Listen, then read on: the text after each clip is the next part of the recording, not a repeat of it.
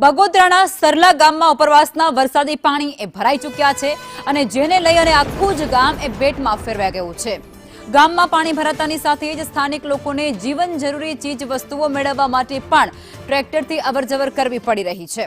વહીવટી તંત્ર દ્વારા રાહત કામગીરી હાથ ધરી અને 50થી વધુ લોકોનું સુરક્ષિત રેસ્ક્યુ કરી અને પ્રાથમિક શાળામાં તેમને સ્ટે આપવામાં આવ્યો છે। આ સમસ્યાના કાયમી નિરાકરણ માટે ગ્રામજનોએ વહેલી તકે પાણીના નિકાલની ઉગ્ર માંગ કરી છે।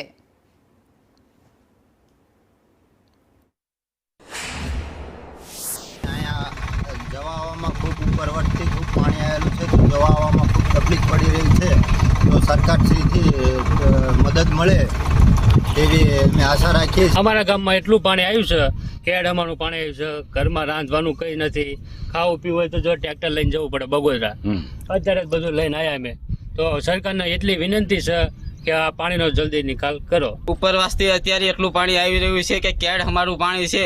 અત્યારે અમારે બગોદરા કોઈ પણ વસ્તુ કરિયાણું કે શાકભાજી લેવા જવાનું હોય તો કેડ અમારા પાણી ટ્રેક્ટર લઈને જવું પડે એમ છે। તો અમારી પાસે ટ્રેક્ટર ના હોય તો બીજા ભાઈ વ્યક્તિને કહેવું પડે કે ટ્રેક્ટર લઈને બગોદરા ચાલો, તો અમારે અત્યારે કરિયાણું લઈને અત્યારે અમે વાપસ પાછા આવ્યા।